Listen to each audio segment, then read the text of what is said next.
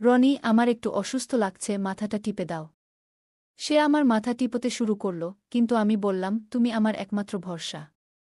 আমি জানি এটা ঠিক নয়, কিন্তু দয়া করে আমার অবস্থাটা বুঝতে চেষ্টা করো। দেবরজি বলল, ঠিক আছে ভাবি, তুমি যা বলবে আমি তাই করব। এরপর রনি আমাকে, আমি প্রিয়া। আমি এক সুন্দরী মেয়ে এবং আমার বিয়ের বয়স মাত্র 10 মাস। বিয়ের পর আমি আরও বেশি আকর্ষণীয় হয়ে উঠি। কিন্তু এত সুন্দর হয়েও কোনো লাভ ছিল না, কারণ আমার স্বামী আমার কাছ থেকে দূরে থাকত। আমি আমার শ্বশুরবাড়িতে থাকি, আর আমার স্বামী একটি ব্যাংকে চাকরি করে। সে মাসে একবার আমার সঙ্গে দেখা করতে আসে। আবার কোনো কোনো মাসে আসে না, কারণ আমার শ্বশুরবাড়ি গ্রামে আর তাকে শহরে থাকতে হয়। শ্বশুরবাড়িতে আমার সাথে আছেন আমার শাশুড়ি, শ্বশুর এবং আমার দেবর রনি।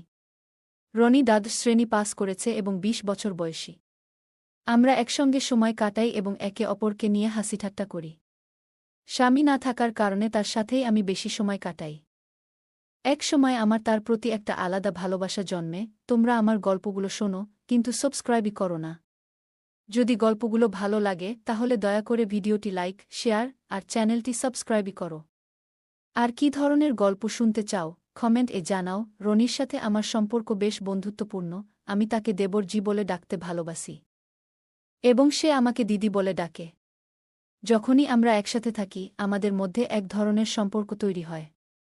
আমার শাশুড়ি প্রায় অসুস্থ থাকেন, তাই তাকে ঘরে বিশ্রাম নিতে হয়।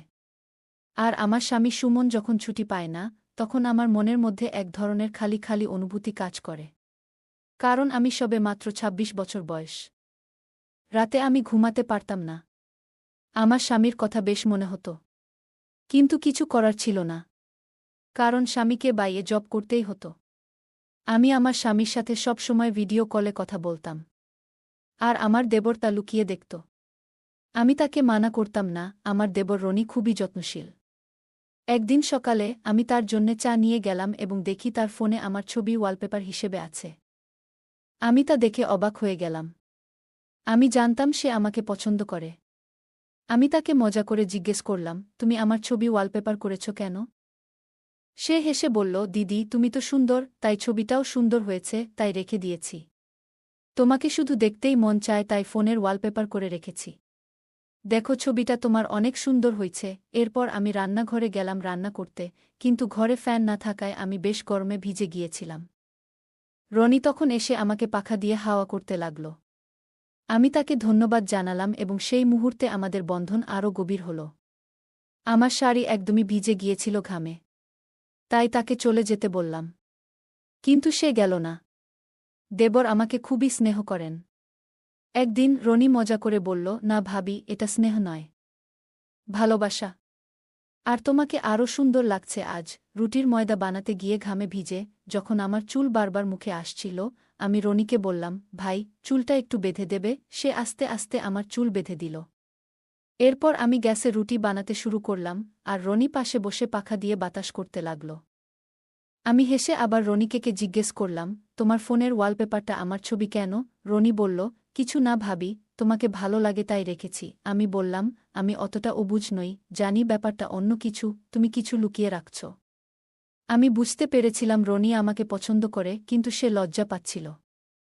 আমি স্বামীকে মিস করছিলাম, আর এই দিকে ধীরে ধীরে রনির সাথে আমার সম্পর্ক ঘনিষ্ঠ হতে শুরু করে। পরে আমি শাশুড়িমাকে খাবার দিলাম, আর আমরা সবসময় একসাথে খেতাম। একদিন রনি আমার রুমে অপেক্ষা করছিল। আমি তাকে বললাম, তুমি জানো, গতকাল তোমার ভাই ফোন করেছিল, বল যে 1 মাসের আগে ছুটি পাবে না। তাকে ছাড়া আমার কষ্ট হচ্ছে। তাকে অনেক মিস করছি রনি।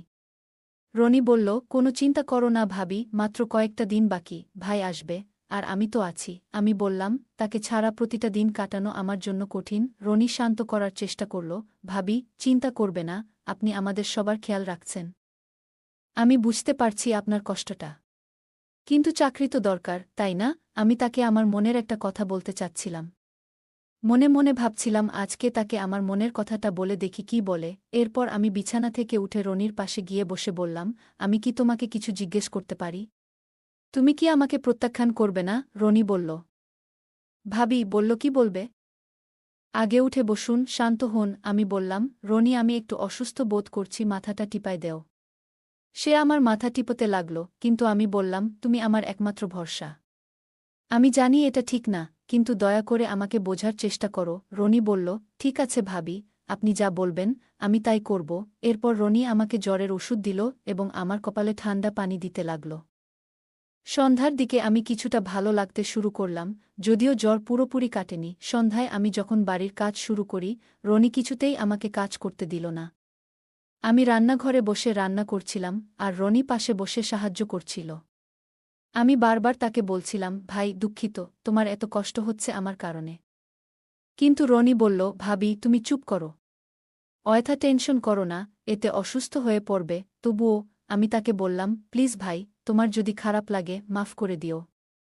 আমি ইচ্ছে করে বলিনি, যা মনে ছিল তাই বলে ফেলেছি। তখন রনি আমাকে ধমক দিয়ে বলল, কোনো সমস্যা নেই, আমার কিছু খারাপ লাগছে না।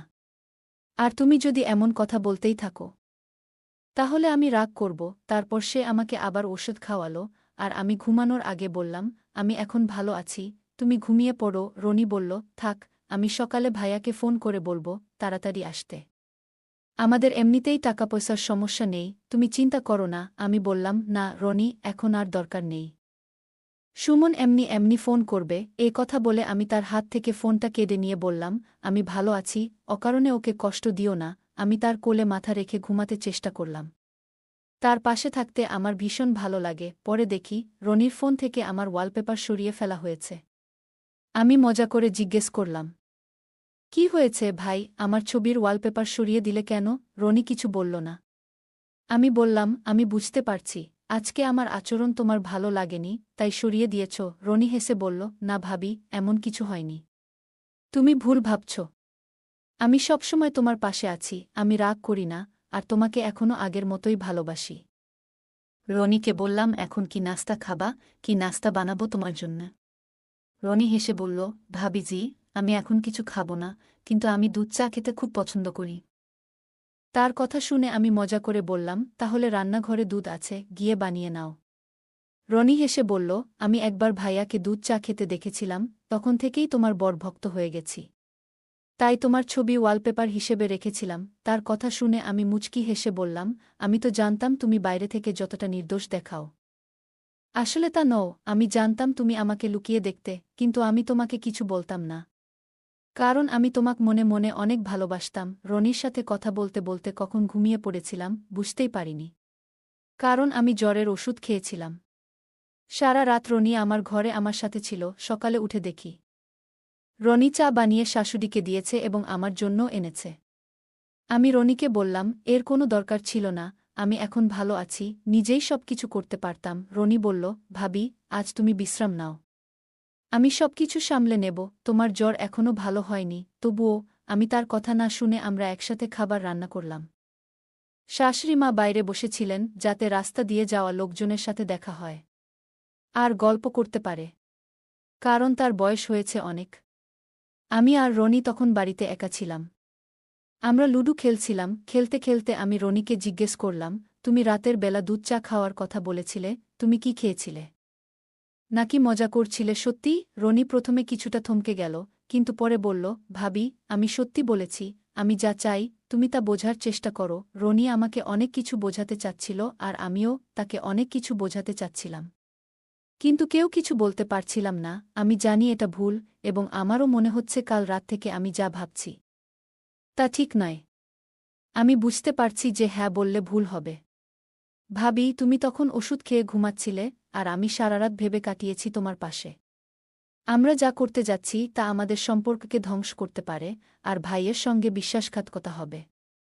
যদি ভাই জানতে পারে তাহলে আমাদের ভুলের জন্য দুটি পরিবারই ভেঙে যেতে পারে। রনি যখন এসব বলছিল আমার মুখটা একেবারে মলিন হয়ে গেল, আর চোখে জল চলে এল, কারণ আমার স্বামীর অনুপস্থিতিতে আমি আমার দেবরের সাথে অনেক ঘনিষ্ঠ হয়ে গিয়েছিলাম। তাকে আমি মনে মনে অনেক ভালোবেসে ফেলেছিলাম। আমার কান্না দেখে রনি সাথে সাথে চুপ হয়ে গেল এবং বলল, ভাবি, কাঁদছ কেন? আমি বোকা ছিলাম যে তোমাকে এসব বললাম। এরপর সে মাফ চাওয়া শুরু করল। সরি ভাবি, আমি কি বললাম জানি না, কিন্তু আমার কান্না থামছিল না।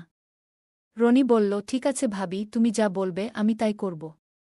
আমি জানি তুমি আমাকে অনেক ভালোবেসে ফেলেছ। আমি আর কিছু বলবো না, তুমি শুধু শান্ত হও, তোমাকে আর কাঁদাবো না। আমি আর সহ্য করতে না পেরে কাঁদতে কাঁদতে রনিকে রাগে গালমন্দ করতে লাগলাম।